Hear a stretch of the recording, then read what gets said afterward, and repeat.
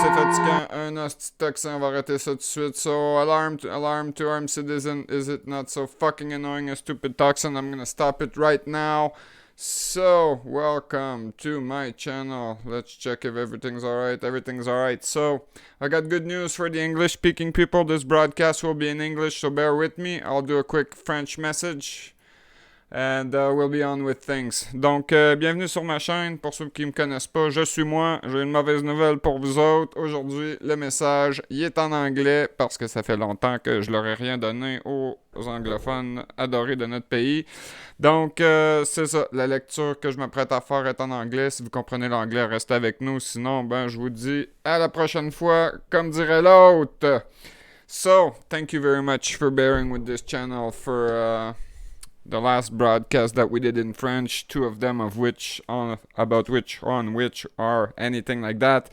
I was a guest, even though I was recording from my own channel. I got invited. I didn't know what the content would be prior. The only thing I knew for both broadcasts is that they were to be in French because they needed some catching up about I and a couple of other people have done for this country and for freedom. Seems like it was too complicated for them to click on a few YouTube buttons and listen to the stuff that has been published in the past, which makes me wonder why the heck have I broken my ass to publish anything if people don't dare watching it. Anyway, I never got paid for doing what I'm doing, so I guess I'm gonna keep on doing it. Otherwise, some of my good friends in the background are giving me shit about my rights that I don't have. That means to pull the plug on my YouTube channel and make sure that everything I've published is not available anymore the way I've done it in June. If you've been following this channel long enough, you have noticed that there was a gap in publication because after I moved where I lived here, I've chosen to pull the plug on my YouTube channel and on the internet. But yeah, my friends told me that I didn't have the right to do so, and apparently I didn't have the freedom to do so, which is the main topic of this channel. So today I have a plan contrary to what you are used on this channel. That means total improvisation. I got two quick lecture. It's not going to be that quick, but I do have two lecture for you. The first one is rather short. I'm gonna give credit where credit is due. I didn't write these texts. I'm merely going to read them. But before I get into the lecture, living deep in the woods on top of a beautiful mountain here in British Columbia and far off the regular beaten tracks, I can't help it. I can't understand why would people give their freedom willingly to a corrupted organization. Either it is by ignorance or willingly using their free will to do so. I still don't understand how you can trade all of your freedom for a little sense of security, which is probably not true. When I ask the question, do you trust government? I always get the same answer, which is a straightforward no.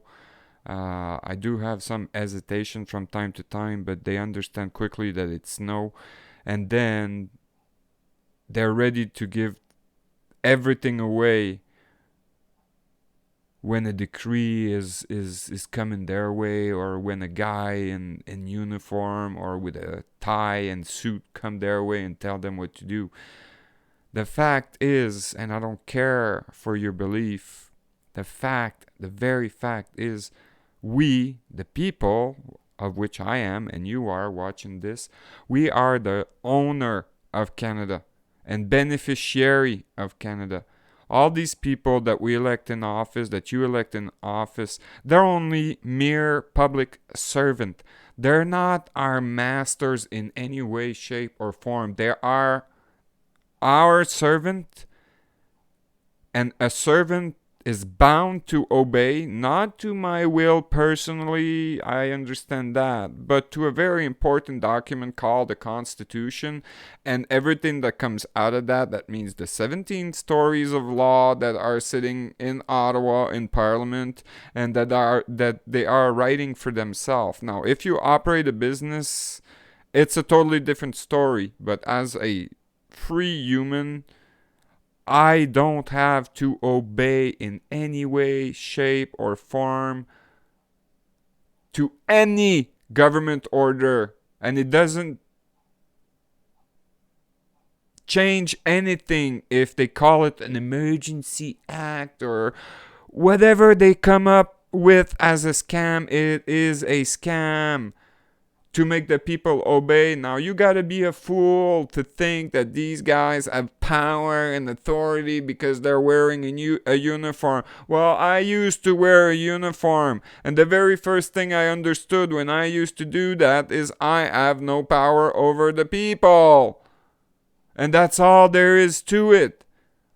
I am here doing my job. That is right. What I'm supposed to do in my case was to defend the physical territory of Canada. That was right. But even when I walked down the street near my military base where I used to work, I could not order anybody to do anything. And I understood that very clearly. You people of Canada have entrusted me with a specific mission. Mine was what I've just stated. Others have other mission to do, but there is absolutely no scenario in which a servant can become the master and tell you what to do. So, you don't understand that? You want slavery? You will get slavery. It's there now. You obey the decree, you obey the confinement, you wear a fucking piece of shit in your face, a diaper. You want to get a shot in the back of the head? You'll get it. And you'll deserve it. Because you wanted the security over freedom. Here's one other example. The people forcing you to get through a scanner in airport and patting you down. Private security mostly guard a fucking piece of shit world. They don't have the right to touch you. They don't even have the duty to touch you. They cannot go through your belonging without a proper warrant issued by a justice of peace in a court of law when there's a fair trial upcoming. That's the only, and when you're in a breach of peace, when you're not breaching peace and you're going through an airport, you're considered a fucking terrorist. Why? Because a stupid fucking asshole 10 years ago apparently had a bomb in its shoes, and other 11 fucking asshole with box cutter took down 3 buildings with 2 fucking planes. It makes no sense to give away any type of freedom because there was in total 12 fucking, if they did exist, 12 stupid fucking assholes in 10 years. And 1 million people get scanned every fucking day in the airport. Anyway, that was my little rant for today. Sorry if I yelled. I'm gonna yell some more because here it's coming. First lecture is kind of short. I'm gonna give, like I said, credit where credit is due. So that comes from Rest in Peace, Georges Carlin. The title of this little piece is The Real Owner of America. If you don't understand that, I can't do anything for you. You're a fucking moron and you're part of the problem, and I want nothing to do with you. And don't even fucking waste your time putting a thumbs down because I'm yelling, because I'm swearing, or because you don't like my face. I don't give a fuck. So here we go. About the situation in education and the rest of it, government. So I'm gonna read now. And I'm going to share that screen so you get to see it. It's a little small because it's in a text document, but yeah, you get that. Here it is. But there's a reason. There's a reason. There's a reason for this. There's a reason education sucks, and it's the same reason it will never, ever, ever be fixed. It's not going to get any better. Don't look for it. Be happy with what you've got. Because the owner of this country don't want that. I'm talking about the real owner now, the big owner, the wealthy, the real owner, the big wealthy business interests that control things and make all the important decisions. Forget the politician, they're irrelevant. The politicians are put there to give you the idea that you have freedom of choice. You don't. You have no choice. You have owner. They own you. They own everything. They own all the important land. They own and control the corporation. They've long since bought and paid for the Senate, the Congress, the State House, the City House. They got the judge in their back pocket, and they own all the big media company. So they control just about all the news and information that you get to hear. They got you by the balls. They spend billions of dollars every year lobbying to get what they want. Well, we know what they want. They want more for themselves and less for everybody else. But I'll tell you what they don't want. They don't want a population of citizens capable of critical thinking. They don't want well-informed, well-educated, capable of critical thinking. They're not interested in that. That doesn't help them. That's against their interests. That's right. They don't want people who are smart enough to sit around a kitchen table and think how badly they're getting fucked by a system that threw them overboard 30 fucking years ago. They don't want that. You know what they want? They want obedient worker. Obedient worker. People who are just smart enough to run the machine and do the paperwork and just dumb enough to passively accept all these increasingly shitty job with lower pay, longer hour, reduced benefits, the end of overtime, and vanishing pension that disappear the minute you go to collect it. And now they're coming for your social security money. They want your retirement money. They want it back so they can give it to their criminal friend on Wall Street. And you know something? They'll get it. They'll get it all from you sooner or later because they own this fucking place. It's a big club and you ain't in it. You and I are not in the big club. By the way, it's the same big club they used to beat you over the head all day long. They tell you what to believe.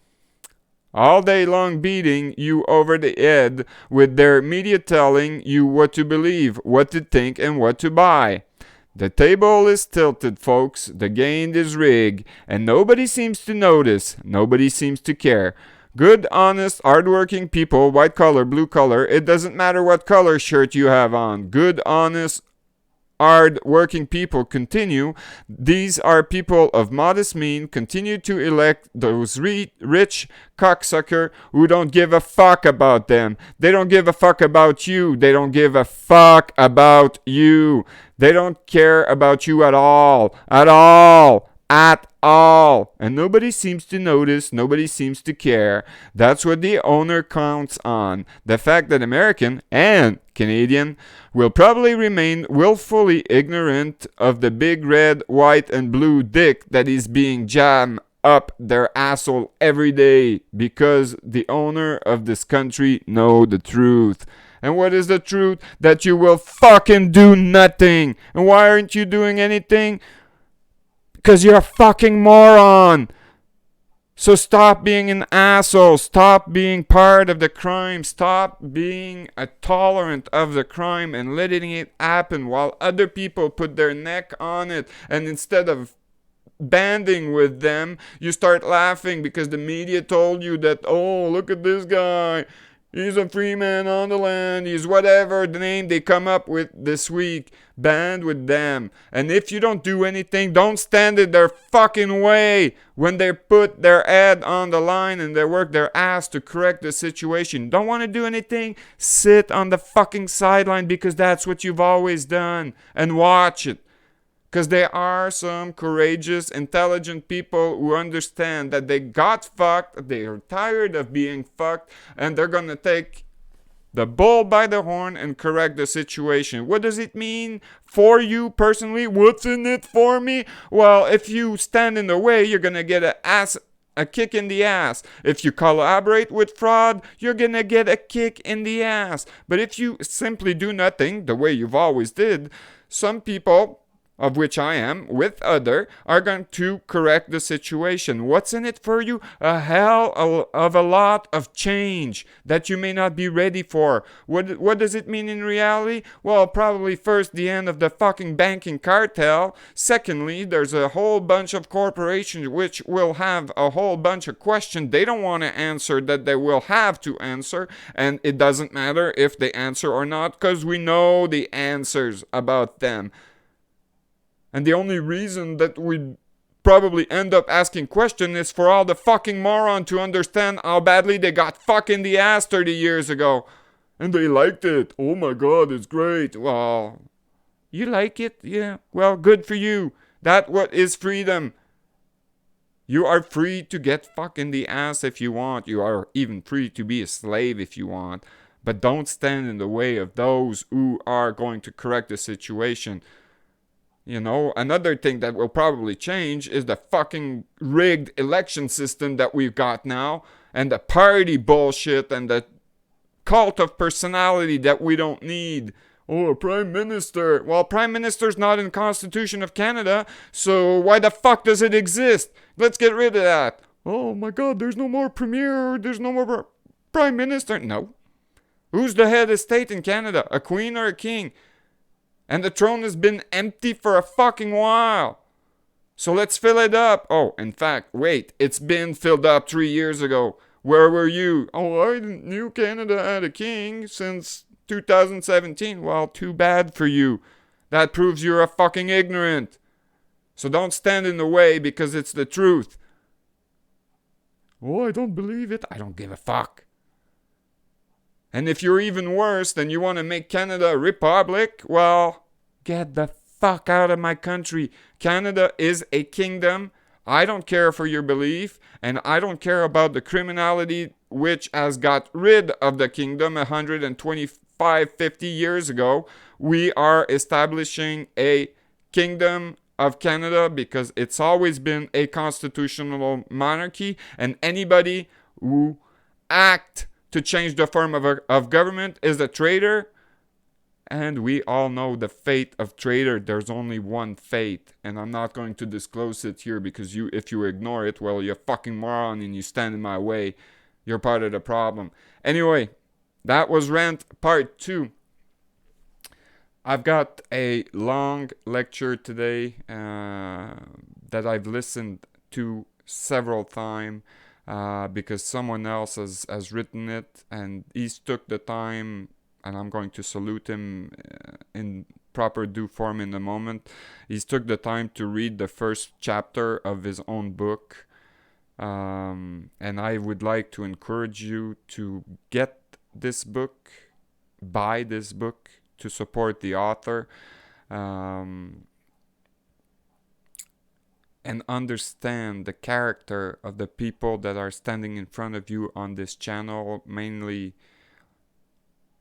I will judge myself by these parameters that I'm about to read. But like I said on the French side of my channel last week, you don't like me, I don't give a fuck. You don't like the way I talk, you don't like my heavy French accent when I speak in English, you don't like the color of my skin, the hat that I'm wearing, I don't give a fuck. Go waste yourself somewhere else. Honestly, I don't have time to waste with the people who want to stand in the way of the correction of things and whose belief are more important than facts. And the fact is, I was a soldier when I served the public service, a military, a sailor more than a real soldier. Soldiers are in the field of the infantry. I was on a ship, so I was a sailor, but I was still a military. But before I became a military, I was a warrior. I was a warrior when I was military, and it confirmed itself, this fact that I am a warrior, way after I left the military. And today, if you don't stand for your freedom, exactly the way I said it on this channel in French, we are facing a fascist regime which is revealing itself, obviously. And if you don't want to see it, I don't give a fuck. Once again, if you think that we're heading for communism, you're wrong. We are in a fascist system. Everything is privately owned, not publicly owned. If we were heading or be in a communist system, everything would be of the state with a single party. Now it's the complete opposite. Everything belongs to private interests, namely banking cartel and the alike big corporation. And I'm going to read you a very important piece of writing. So let's get into it. I'm gonna get my face out of the way so I can introduce to you A Master's Guide to the Way of the Warrior by Stephen Verstappen. He has his own YouTube channel under Stephen Verstappen. Please pay him a visit. All credit goes to him. I'm not making a single penny by reading this. He has written this book for you. I encourage and suggest that you get this book and you read it. So I'm just going to read the first chapter to you. Here's the ISBN number. And a disclaimer, which I'm gonna read here. The author of this book does not dispense medical advice or prescribe the use of any technique as a form of treatment for physical or medical problem without the advice of a physician. The author does not assume any responsibility for injuries that may occur in pursuing certain exercise. Please consult a physician before engaging in any of the physical exercise. And the current channel does not make any type of money reading this to you. Once again, all credit goes where credit is due. That means to Stefan Verstappen. All rights are reserved to him and not to this channel. This is provided to you for education only, and we'll get into it. So I will slowly scroll through the table of content so you see that there's more into it than what I will read.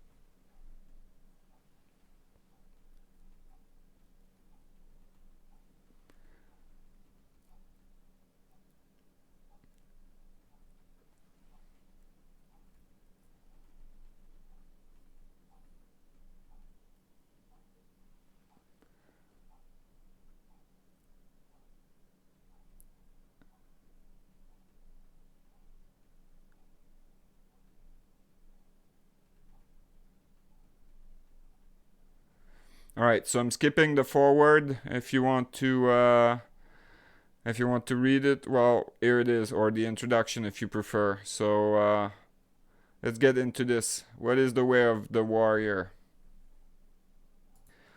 One who excels as a warrior does not appear formidable. One who excels at fighting is never roused to anger. One who excels in defeating his enemy does not join issue. One who excels in employing others humbles himself before them. This is known as the virtues of non-contention by Lao Tzu, Tao Te Ching. The phrase "the way of the warrior" has its origin in Eastern philosophy and a meaning that is complicated to explain. A Master's Guide to the Way of the Warrior. To understand what this phrase entails and hence what this book is about, let us break down the concept by the component word. The way, the term way, is in English a version of the ancient Chinese word Tao or Dao. The word Tao first appeared in the 4th century BC, text known as the Tao Te Ching, Dao De Jing. The book The Way of the Virtue, reputedly written by the legendary founder of Taoism, Lao Tzu. This relatively short book is one of the most influential writing in Chinese and by extension Japanese and Korean spiritual thought. Many scholar volumes have been written to try to explain the philosophy espoused by the book, but to capsulize with the result loss of textual meaning, one could describe the basic principle of the book as follows. The Tao is the source of the universe and all its myriad facets. It functions and moves in a way that cannot be described but must be experienced intuitively. Though the direct experience of the universal principle, one is in harmony with nature. This harmony is called virtue. In the 2,500 years since the word Tao first appeared, its meaning has undergone some addition and alteration. Add to the original meaning the concept of following a path, a way of living or experience life, a mean to attain spiritual perfection, and a close associated with the universal life force called Qi, an important principle in both Taoism and martial art. The warrior. There are two standard dictionary meaning given for the term warrior. The first referred to a man engaged or experienced in warfare. The second referred to a person who has shown great vigor, courage, or aggressiveness, as in politic or athletic. The term warrior is often associated with images of power, confidence, accomplishment, integrity, chivalry, honor, and integrity. That's funny, it's there twice. Anyway, this is a Western definition, and to understand the word warrior according to its Eastern interpretation, we must make certain distinction between a warrior and a soldier. A soldier's usefulness lies in his ability to act within a group as part of a greater whole, a team player. A soldier executes the decision, is subject to the law, and fight the battle designated by an elite power structure. Finally, a soldier is not responsible for his action. Moral responsibility is transferred up the chain of command. A soldier is only following order and thus not morally responsible for his action. Conversely, a warrior is an individualist whose usefulness lies in his own initiative and innovation. He obeys a code of moral conduct that supersedes and may or may not conflict with the existing legal code. The warrior makes its own decision on when, where, and with whom to do battle. Finally, a warrior assumes full responsibility for his action. Ultimately, a soldier is a tool of the state, and a warrior is an anarchist. Someone who neither follow order nor seeks to give order to others. Thus far, we can say that the way of the warrior is a spiritual path of being in harmony with the universe while cultivating the quality of courage, chivalry, honor, self-reliance, critical thinking, and the skill to defend against and employ violence. It is the last descriptor that many people find worrisome. How can a spiritual path involve violence? Well then, the accomplished man uses the sword but does not kill other. He uses the sword and give other life. When it is necessary to kill, he kills. When it is necessary to give life, he give life. Takuan Soho, letter of Yagui Muninori. The Dark Knight. One reason for a warrior to have courage is so that he can face the violence inherent to this world. Nature is both beautiful and cruel. We all try to avoid this unpleasant truth. While we enjoy an outdoor barbecue, how many could stomach a visit to the slaughterhouse? We admire the graceful strength and beauty of a lion, but turn our head when it slowly tears apart a baby springbok. While we praise our soldier, how many wants to know the detail of the horrific act they committed on innocent people for our freedom? We can run and hide from cruelty and violence, but if there is nowhere to run to and nowhere to hide anymore, who will turn to face the darkness? This is why the path of the warrior is so difficult and so necessary. Without warrior among a population, that population becomes a herd, and like all herd, inevitably led to slaughter. There are time and condition in every society and everyone's life where one must face danger and conquer it. Only a warrior can hope to succeed, while the other spiritual path offer many benefits to those that follow them. They are useless against the dark side.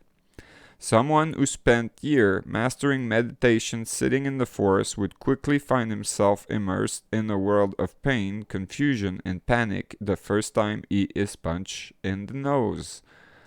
While everyone can benefit from following many of the way and mean of the warrior's path and integrate them into one's own personal path, to become a warrior, one must include some practical combat training. This could range from a self-defense course to regular training in a martial art and even other sports such as target shooting, archery, and fencing.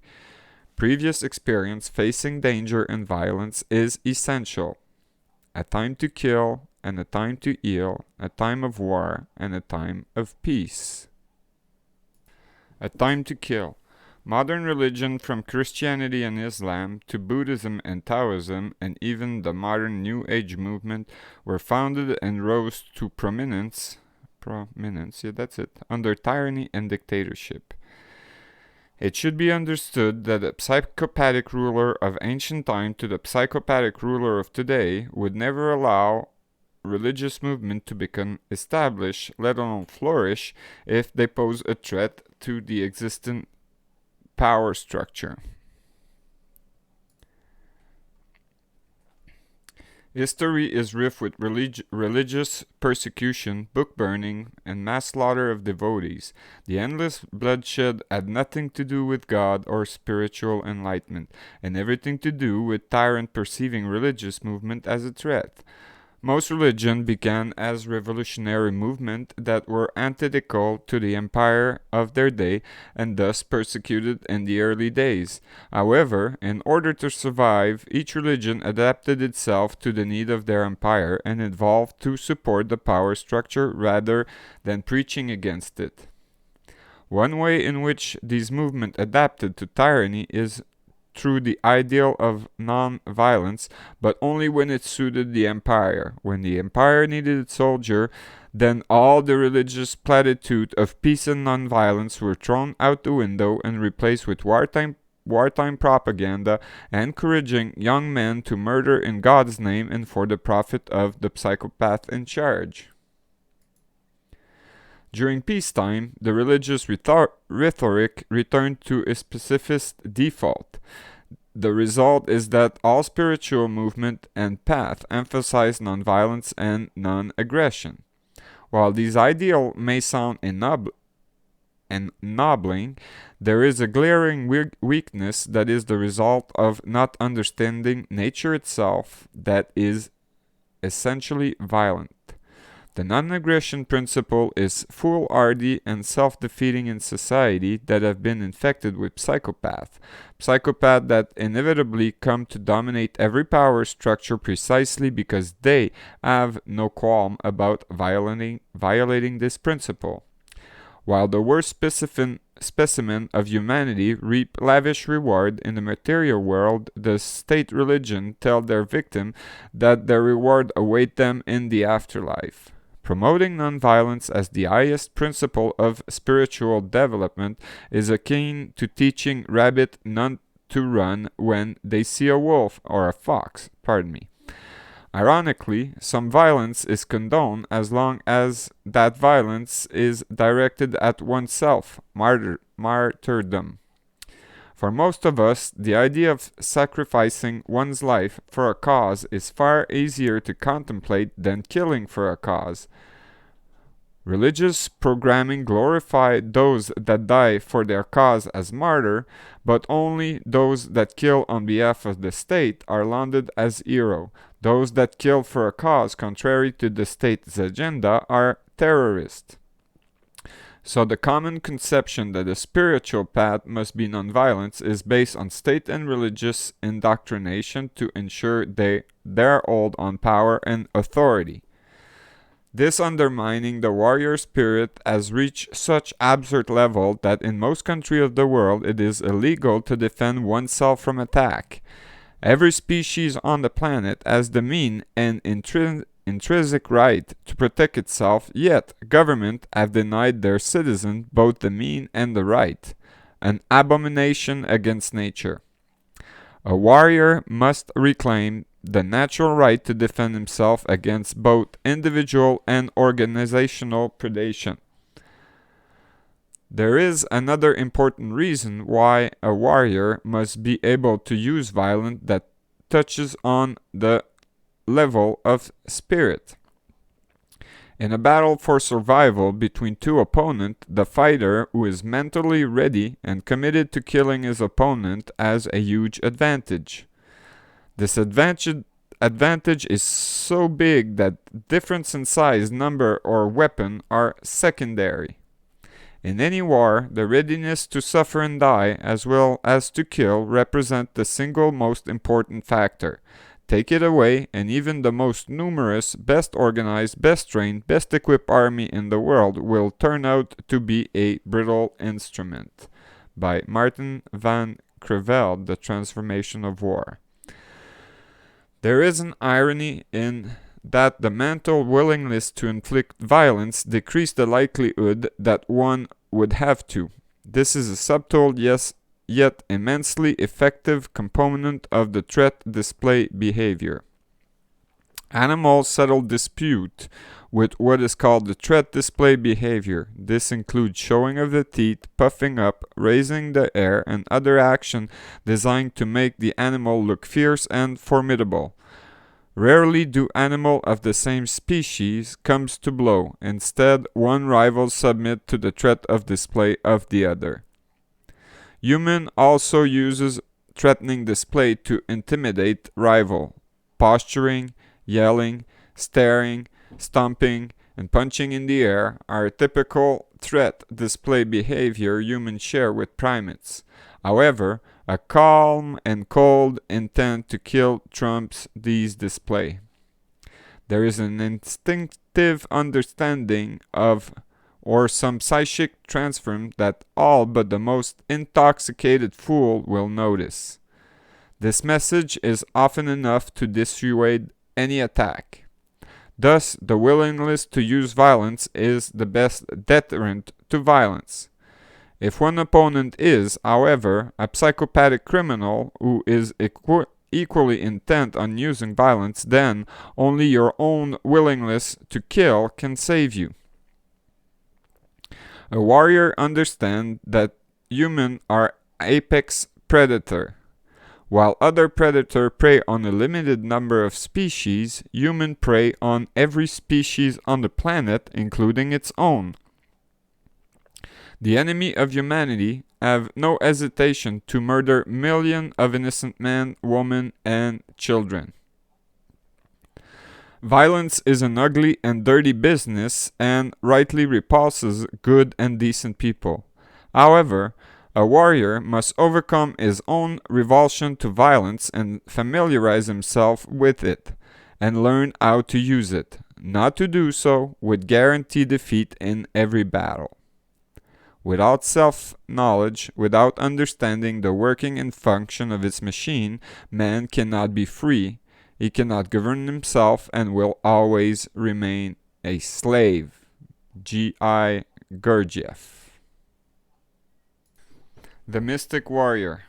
There is another layer we should add to our understanding of the warrior's path, the way of the mystic warrior.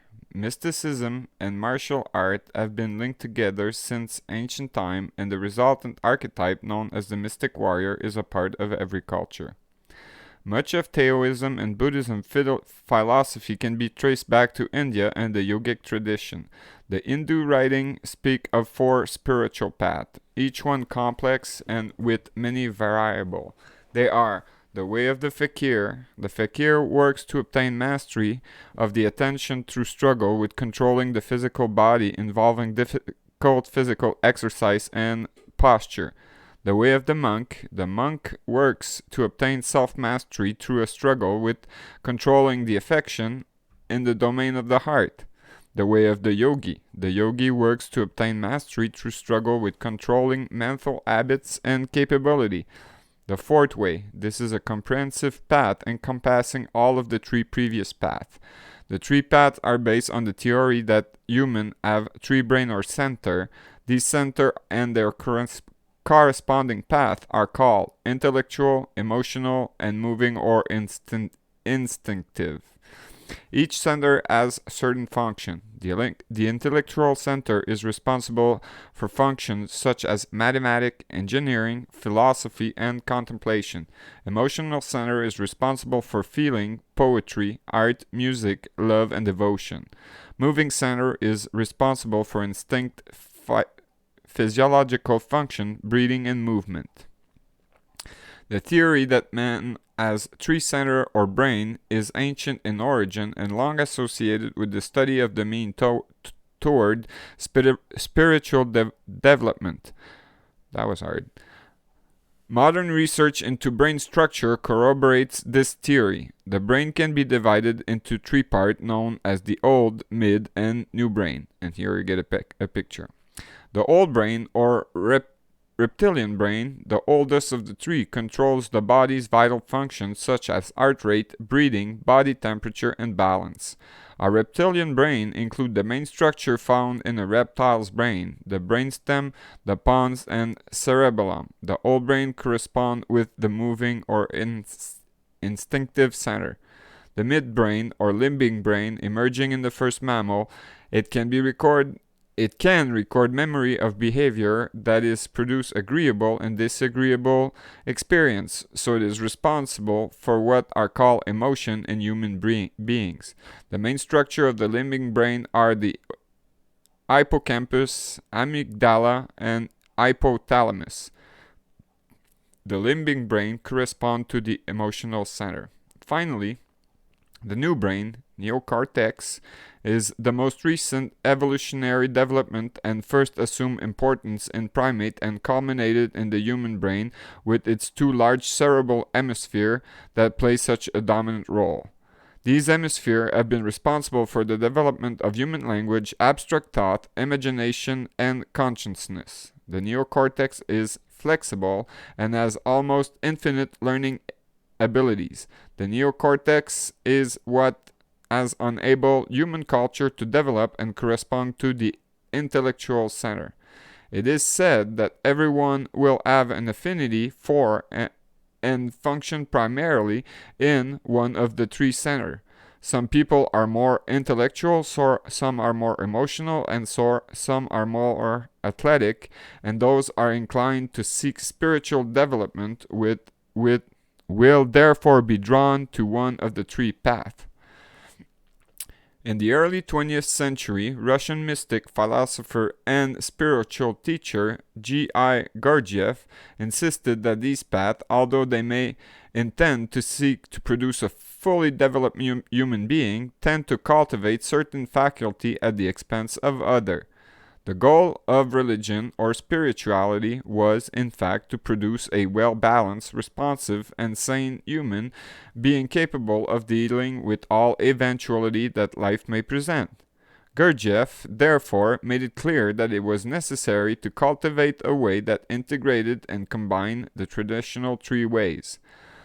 The 4th way, therefore, seeks to master the mind, heart, and body simultaneously. That the way of the warrior also followed the 4th way can be seen in the writing of great warrior himself.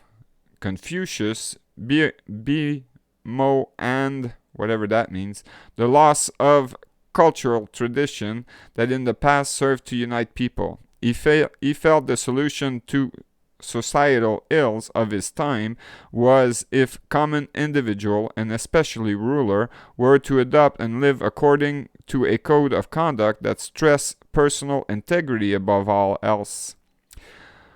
The golden rule of conduct was simply stated as do not do unto other what you would not want done to yourself. Such a person would be known as a chansu, a gentleman. According to Confucius, a gentleman was required to study the 5 arts in order to fulfill his potential as a human. Translating these Chinese 5 arts into English produce 7 arts as follow: literature, history, painting, poetry, music, culture, and martial art. Here we see that the 3 spiritual paths, literature and history, work the intellect, painting, poetry, music, and culture work the heart, and martial art works the physical body. It is the warrior's way to follow the path of both the sword and the brush. Even if he has no natural ability in these paths, a warrior is expected to do his share to the best of his ability. Miyamoto Musashi, The Book of 5 Rings. Probably one of the greatest warriors who embodied all these characteristics is the 7th century Japanese swordman Miyamoto Musashi. Born in 1584, the son of Shinmen Munisai, an accomplished martial art artist and master of the sword, Musashi went on to become a legendary swordsman. He traveled feudal Japan, challenging and fighting duel with the most famous swordsmaster of his time and winning every match. These achievements alone set him apart from the vast majority of men whose knowledge of conflicts come from movie and heated discussion. Fighting duel in which one mistake could mean death, and to do so 60 times show as an unparalleled courage. However, his martial prowess was only a part of Musashi's warrior way, or Ino as he called his path. He was also a brilliant calligrapher. More than mere penmanship, writing kanji is a form of art. His artistic accomplishment was not limited to calligraphy. He also hailed as an extraordinary sumi-e artist in the use of ink monochrome, and his painting can still be viewed today in Museum of Japan. Musashi was also an artisan and carved intricate wooden sculpture, and as a designer, he designed and carved the sword guard called tsuba. In addition to being a swordsmaster and artist, Musashi was a philosopher. In his later years, Musashi retired to a hermitage and he wrote the seminal work on strategy, The Book of 5 Rings. Throughout the book, Musashi implied that the way of the warrior, as well as the meaning of a true strategist, is that of somebody who had made a mastery of many art forms away from that of the sword, such as tea drinking, laboring, writing, and painting. The way of the warrior does require not only the self-discipline of one's body, but mastery of one's mind and art as well. He died peacefully after finishing the text Dokodo, The Way of Walking Alone, 21 precepts on self-discipline to guide the future generation.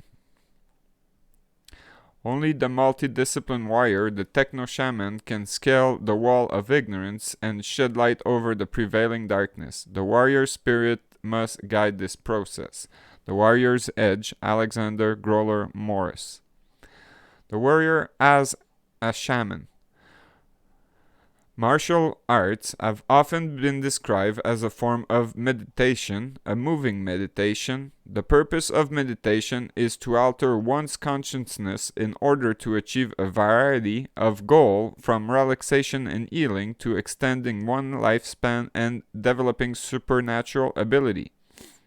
The picture that most often comes to mind when we consider meditation is that of the yogi, the Buddhist, and the Taoist sitting cross-legged in a temple.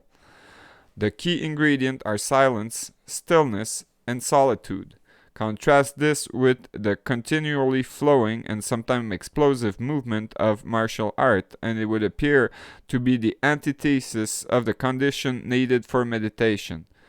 From where then did this unique concept, the linking of physical movement with an altered state of consciousness, originate?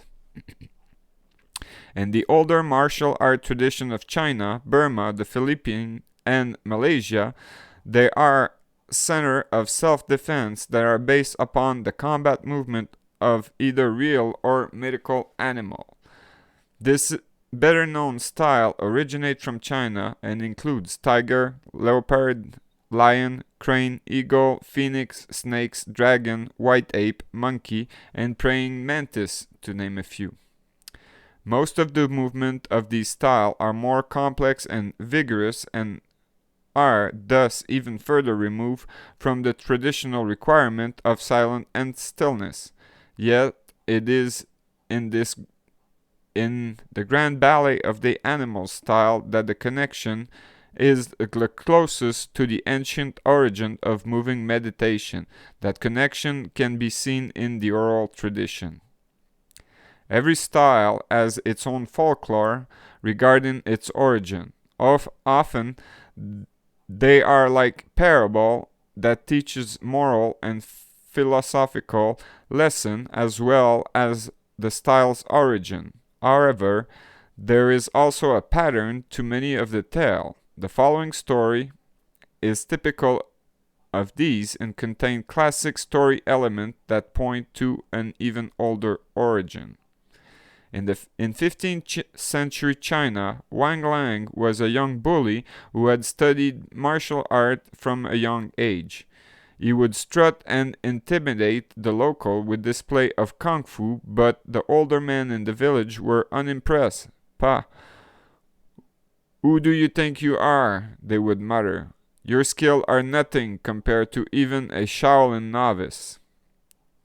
Stinging from such rebuke, Wang vowed to find the Shaolin temple and defeat its master. After an arduous journey, Wang reached the temple and challenged the monk to a duel. Initially, the monk ignored him, but day after day Wang issued his challenge and finally the monk accepted. Expecting to duel with the master, Wang was chagrined to find himself faced with the lowest-ranking monk. Even more humiliating was the quick defeat at the end of the novice's hand. Wang sulked off to the nearby mountain where he trained for months. After his confidence was restored, Wang returned to the Shaolin and defeated the novice monk that had beaten him earlier. However, his next opponent was a senior monk who flounced him effortlessly. Wang again retreated to the mountain to contemplate his failure. Then one day, while sitting in meditation, one was distracted by the sound coming from some bushes nearby. Investigated the source of the commotion, he discovered a struggle between a praying mantis and a cicada. As he watched, Wang was fascinated by the mantis' martial technique. He captured the mantis and kept it in a cage built from sticks. He used a straw to poke and attack the insect in order to study its fighting strategy. Wang incorporated the strategy of the mantis into his martial art and returned to the temple. He defeated every one of the monks sent against him. The abbot finally ordered a stop to the contest, conceding victory to Wang. The abbot was curious about his unique style of fighting and asked Wang how he came about it. Wang told the story of his encounter with the mantis. Having also learned humility from the insect, Wang Lang became a Shaolin monk and his praying mantis style became famous throughout China. As a parable, this tale illustrates three of the most important strategies of warfare: deception, speed, and surprise. There are also the moral lesson: persevering in the face of failure, learning humility, and the benefit of being in harmony with nature. However, from the perspective of cultural anthropology, such folktale may contain an ancient memory of an even older tradition, that of the vision quest.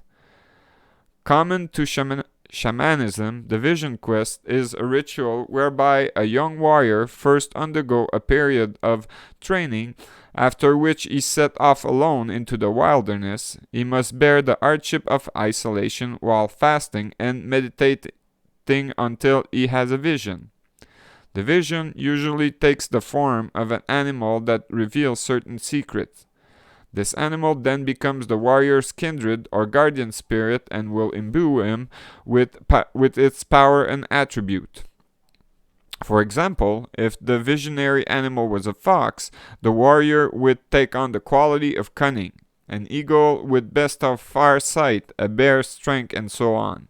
Compare the element of the vision quest to the story of Wang Lang, his training and initial defeat, his departure into the wilderness to contemplate his failure, then encounter with the mantis who reveals secret of strategy and tactic, and finally Wang's triumphant return possessed with the power of the mantis as well as a newfound humility.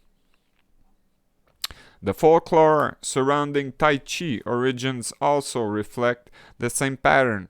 The legendary founder of Tai Chi is said to have been a mountain hermit by the name of Chang San Feng, who lived during the Yuan dynasty.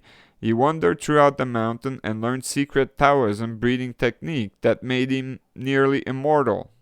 Legend has him living well past 200. In addition, he learned Shaolin temple fighting from the other wandering monk.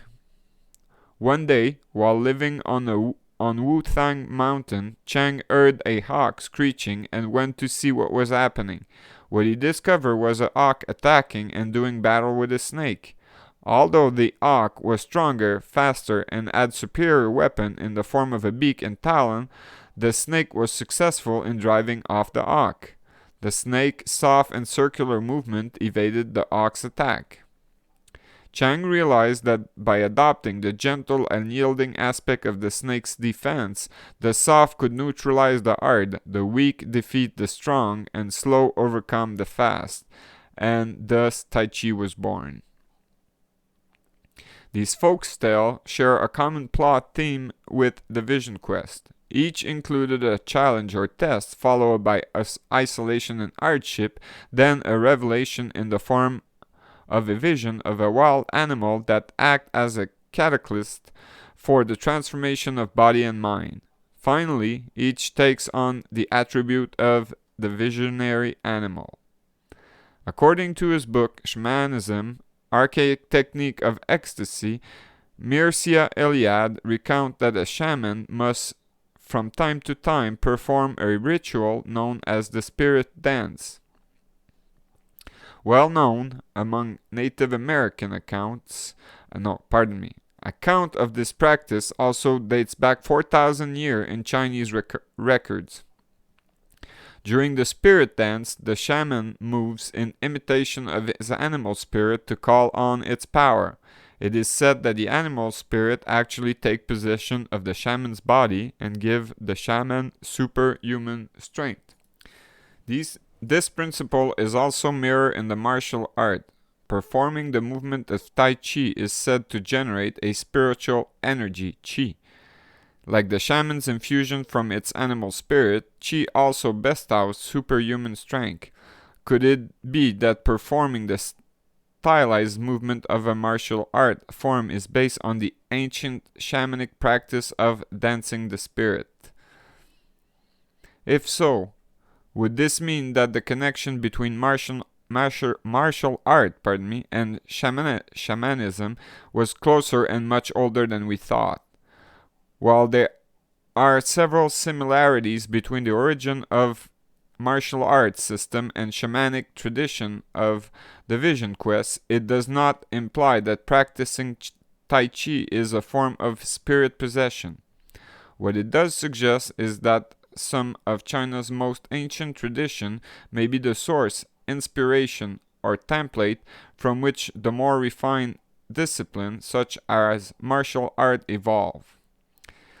If many of the martial art origin meet parallel shamanic practice does the Kung Fu master then resemble or perform the function of a shaman. In his book, Eliade distinguished the shaman from other type of religion and magical practitioner primarily on the basis of religious function and technique. He is believed to cure like all doctor and to perform miracle of the fakir like all magician, whether primitive or modern, but beyond this he is a psychopomp and may also be priest, mystic, and poet. In comparing the function of a shaman to that of the Kung Fu master, I am using what could be called the classical ideal of a Kung Fu master. Modern master may or may not embody some or all of the quality of the classical model depending on the individual. He is believed to cure like all doctor. In the classic model, a Kung Fu master was also noted for his healing skills. Each was said to inherit from his teacher a healing method whose technique varied from master to master, but which were drawn from the field of acupuncture, herbalism, massage, physiotherapy, and the use of healing property of qi. A well-known modern example of the martial art master as healer archetype can be found in one of China's most famous Kung Fu master. Huang Fei was a traditional martial artist, a doctor of traditional Chinese medicine, and revolutionary. He became a Chinese folk hero and the subject of numerous television series and films. As a healer and medical doctor, Wang practiced and taught acupuncture and other forms of traditional Chinese medicine at his private medical clinic, where he was known for his compassion and policy of treating any patient regardless of its ability to pay. Wang passed down his knowledge of martial art and healing to many students such as Lam Sai Wing, who moved to Hong Kong and in turn passed it on to many more, including my own teacher, Chang Hong Chung. Like his teacher before him, Master Chan worked primarily as a healer, practicing a peculiar branch of Chinese medicine known as bone settings. Between patients, he taught martial art to thousands of students from all over the world, breaking the long-held admonition against teaching non-Chinese. That a martial art teacher is also a healer is common expectation among Chinese and other South Asian culture. Contrast this with the Western culture where no one, for example, would respect a physician to be also a professional boxer or vice versa. Thus, it is known that Kung Fu master in the past and continuing in the present often fulfill the role of healer, and to perform miracle of the fakir like all magician, whether primitive or modern. In Taiwan, every Chinese New Year, Kung Fu master Chai Jen Rui would put on a public performance in the small park in front of his clinic. He and his extended martial art family, consisting of big brother, kung fu uncles, and honored grandfather, would gather a crowd by banging on the traditional kung fu school drum and setting off fireworks.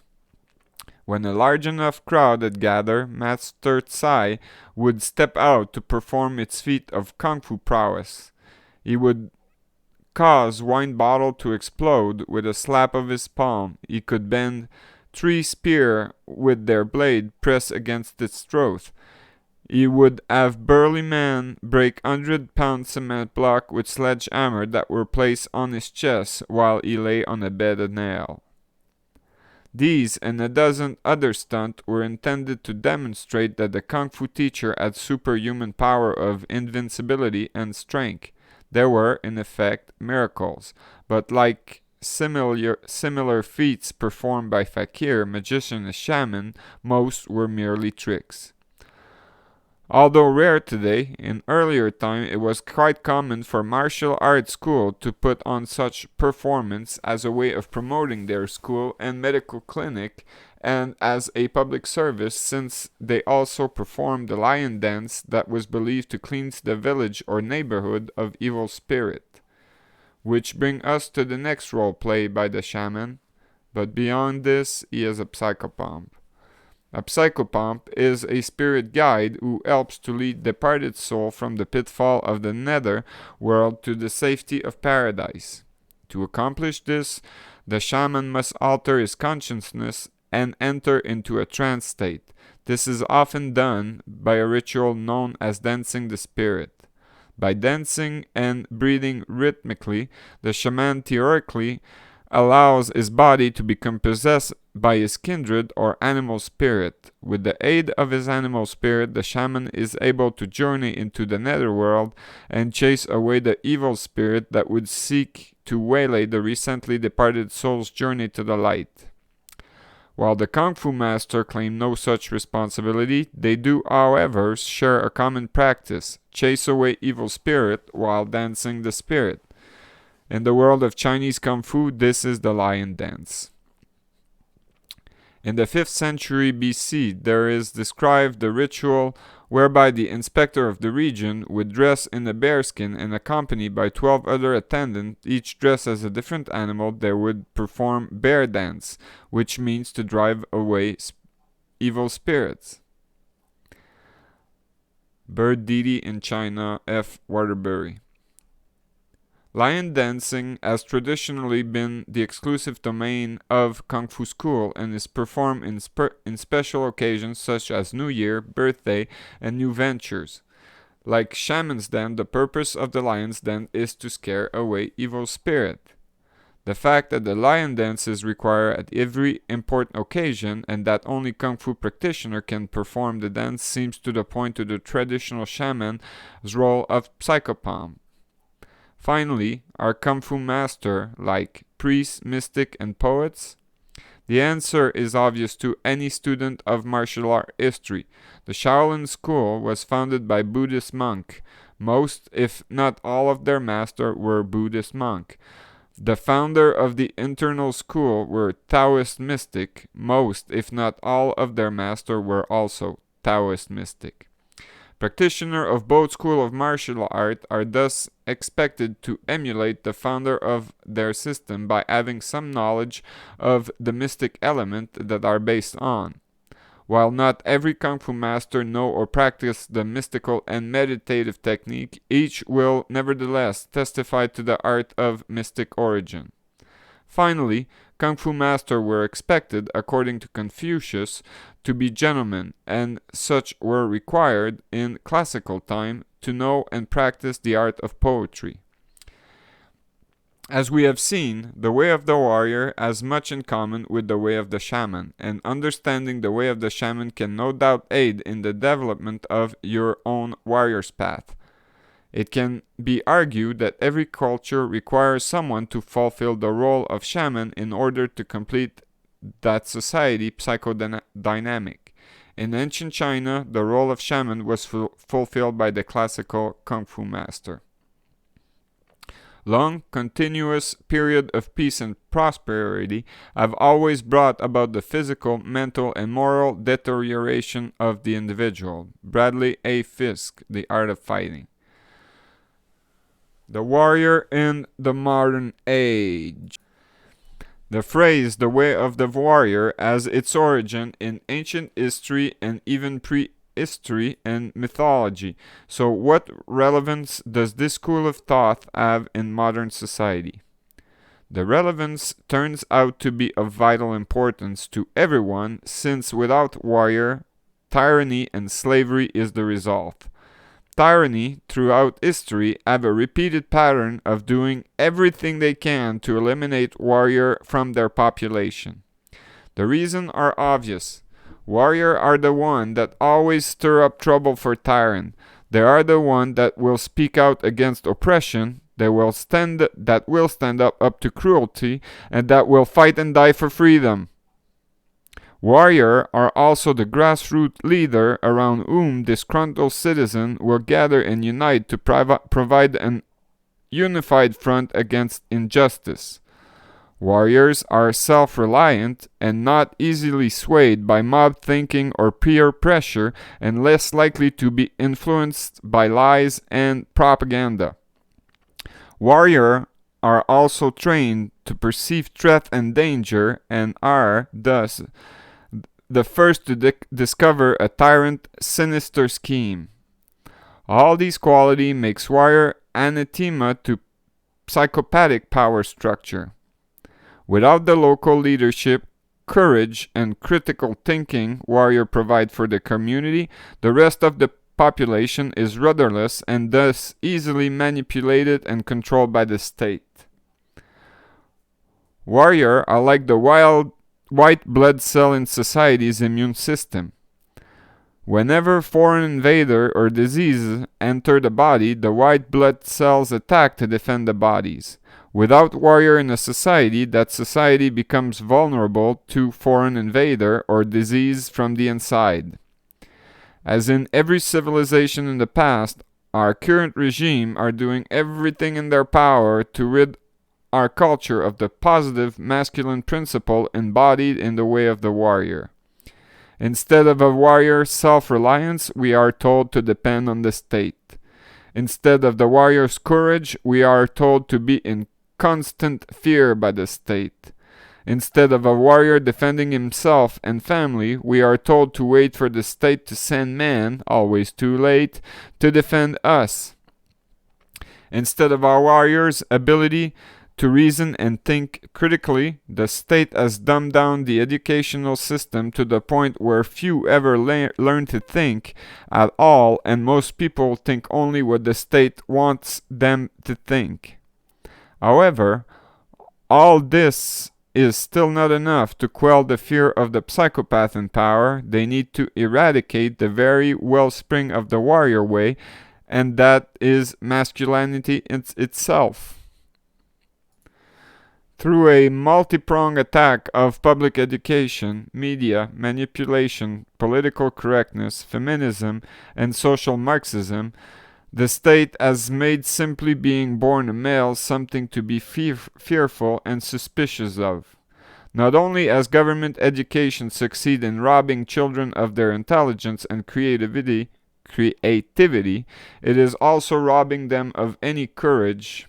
That the state has already gone so far to undermine the foundation of the warrior spirit bodes ill, as anyone who has studied history can attest. Thus, following the way of the warrior in the modern age is of utmost importance, since it is the last bulwark against total slavery. A historical cycle is not a natural law, but merely a pattern with a high probability of recurring. Gwyn Dyer, How to Make War. The warrior in the future. From a societal perspective, one can see the value and ideal of the warrior archetype rise and decline in popularity throughout history. The Indian historian P.R. Sarkar proposed that historical events follow a pattern that he described as consisting of 4 stages: the warrior phase, the intellectual phase, the merchant phase, and the period of anarchy and chaos.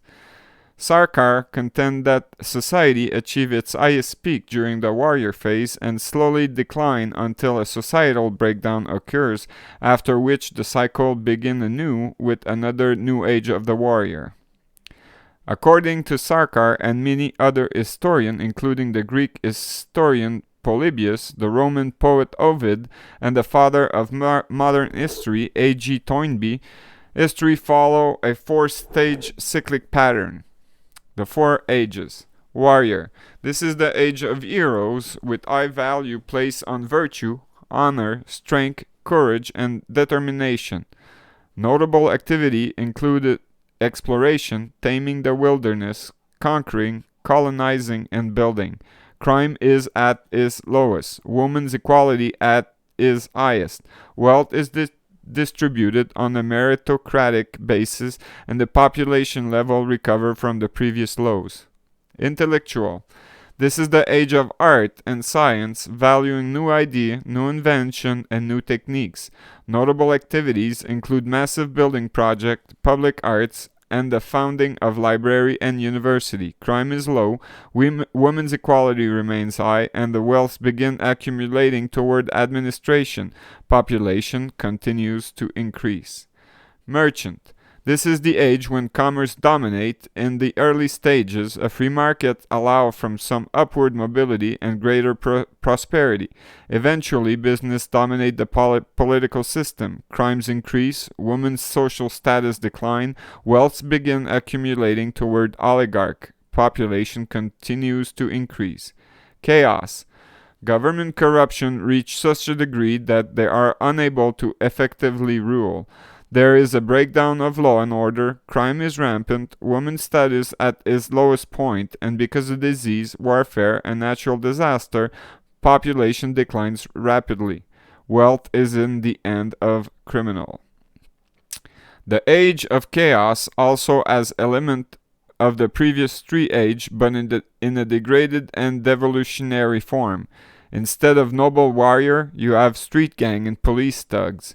Instead of intellectual honesty and the quest for new idea, you have orthodoxy, political correctness, and thoughts crime. Instead of a free and open market, you have a rigged market, monopoly, and organized crime. Traditionally, it is when a society is in crisis that the warrior archetype is called forth. Richard Field, The Code of the Warrior. The current age. Based on the above theory and examining the current state of the Western world, we can conclude that we are at the end of the merchant stage and heading full steam into chaos.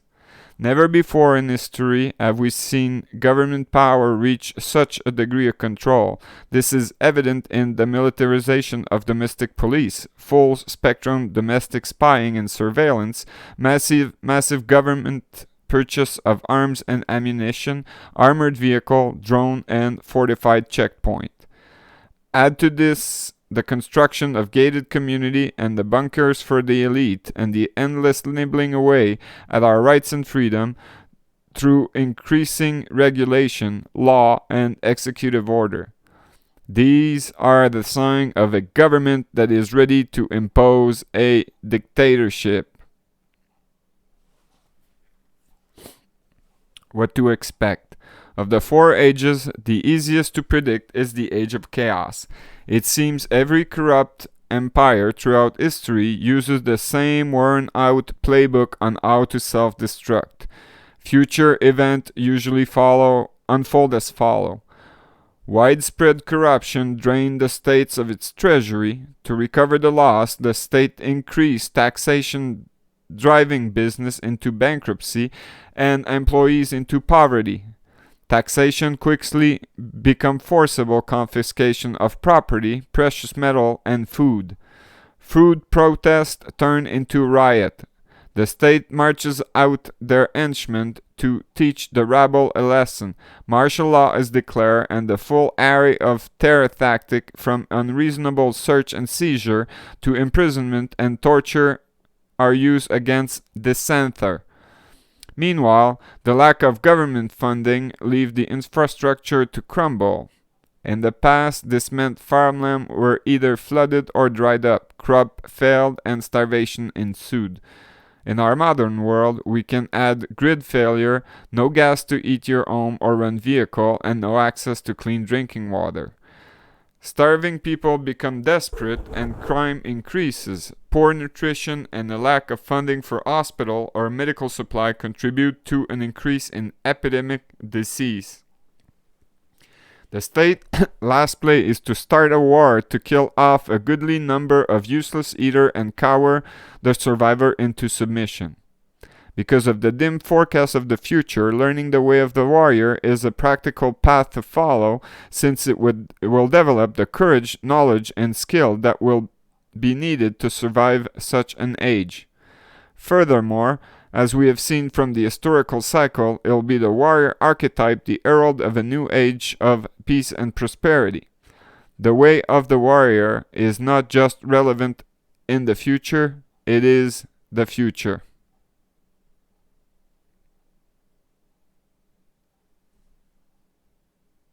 So I will stop the lecture here because it's almost an hour 20 minutes, including my comment and the final comment.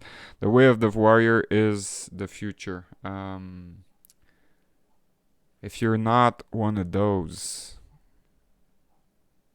you may be one of the psychopath that stand in the way, and therefore you're gonna get your ass kicked, and that's all there is to it.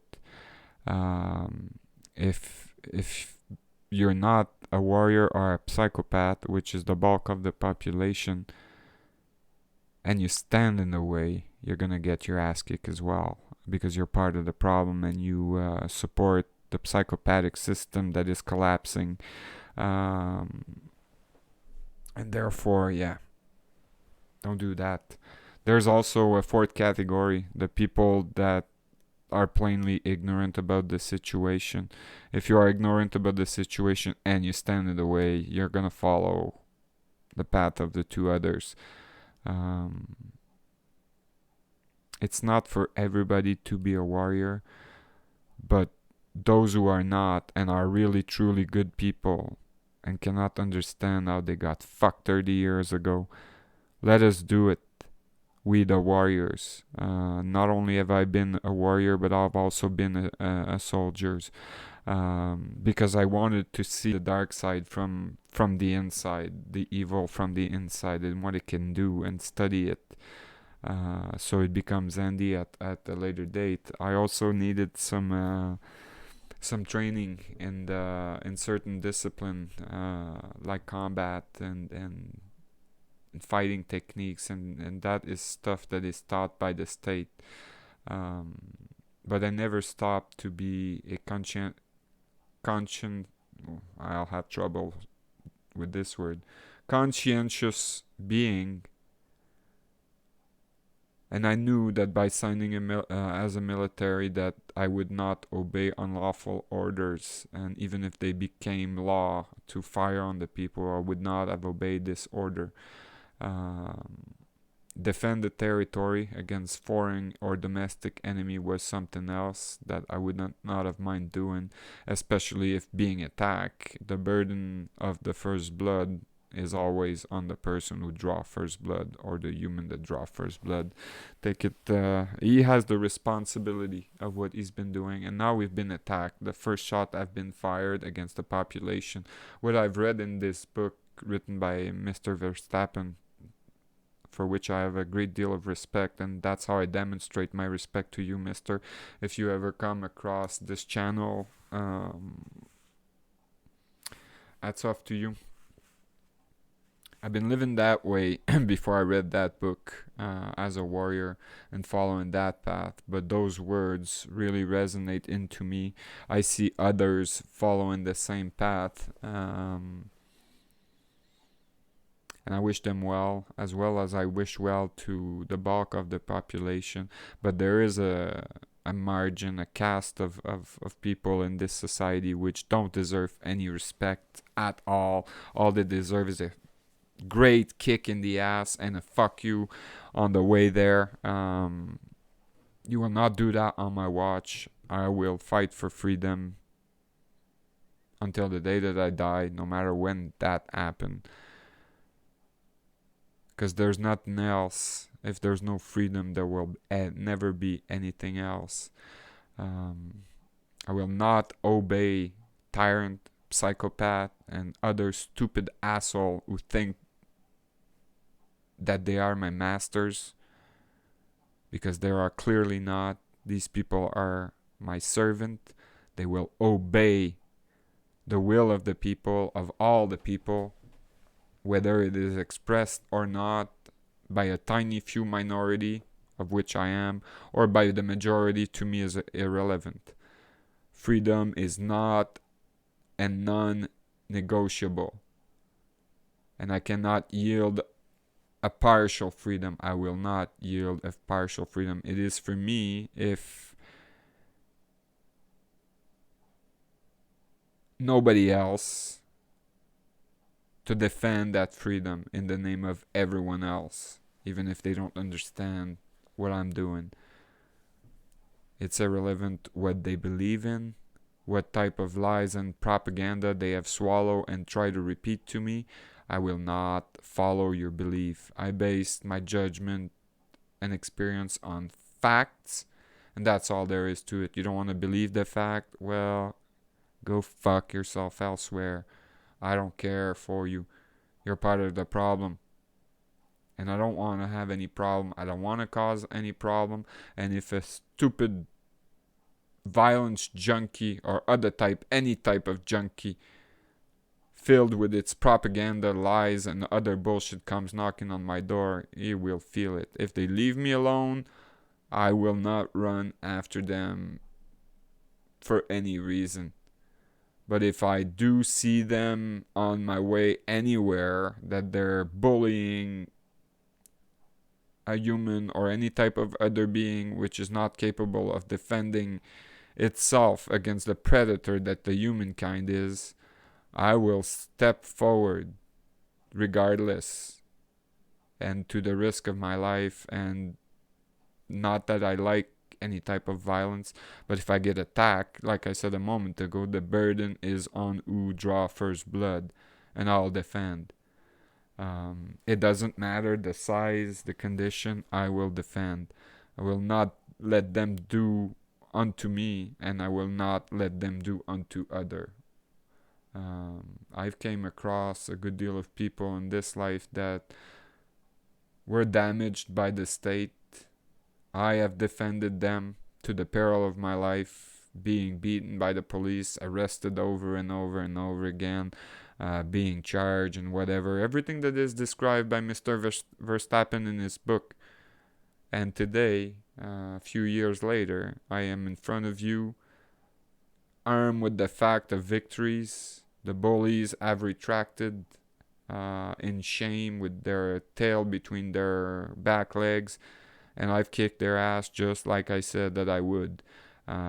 It never came to physical combat per se. I think we're a little bit past the age of swords and duel with pistol, even though they might have been some good in those duel. I mean, one-on-one, each armed with a pistol, one shot each, 20 pace apart, 20 step apart, and each takes a fire, and the best win.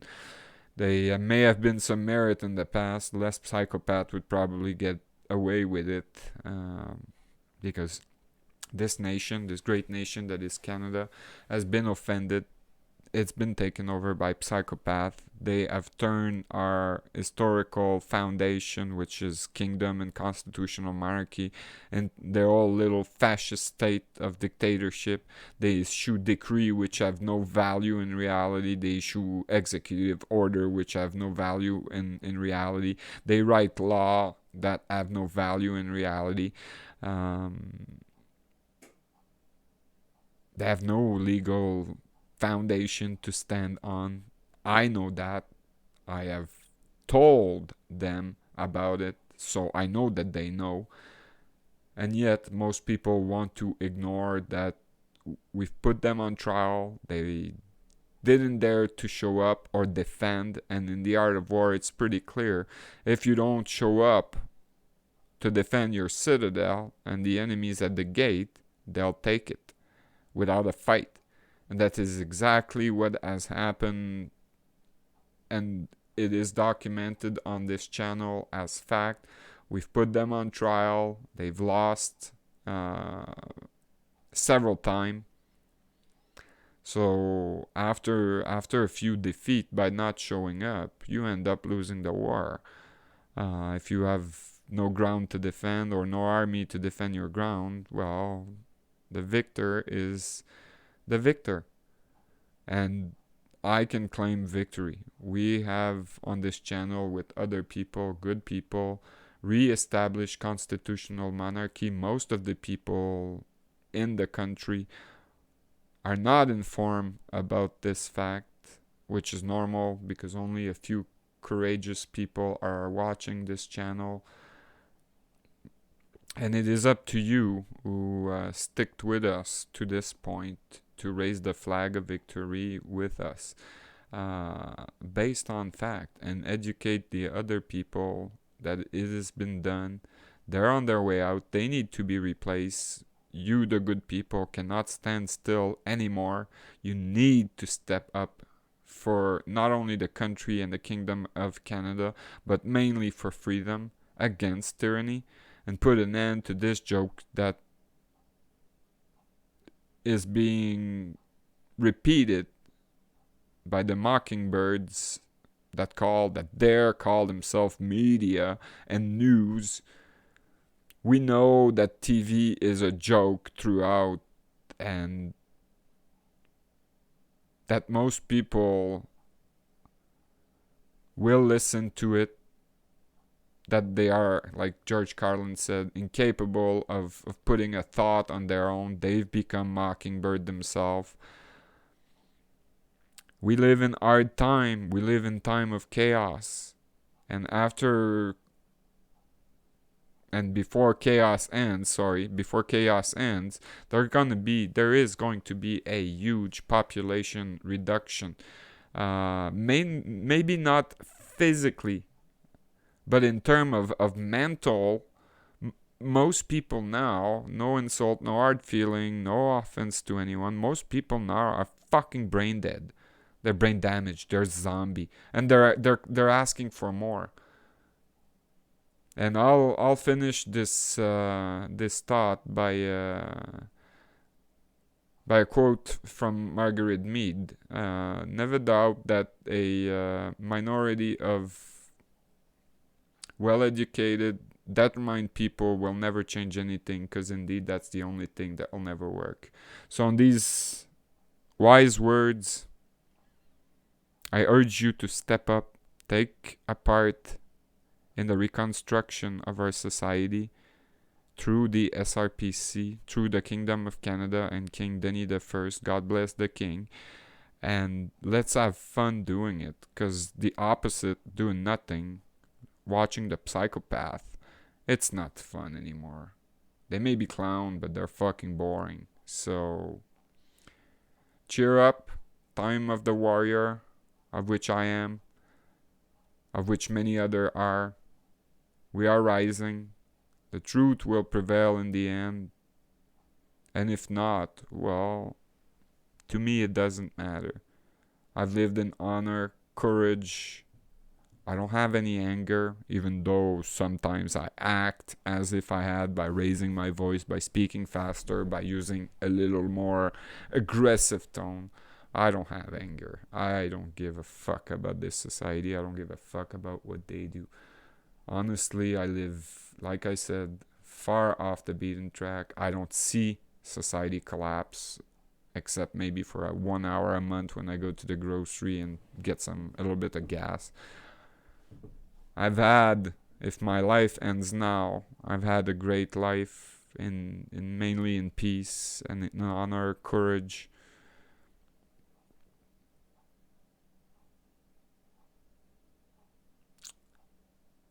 And I care not what they do.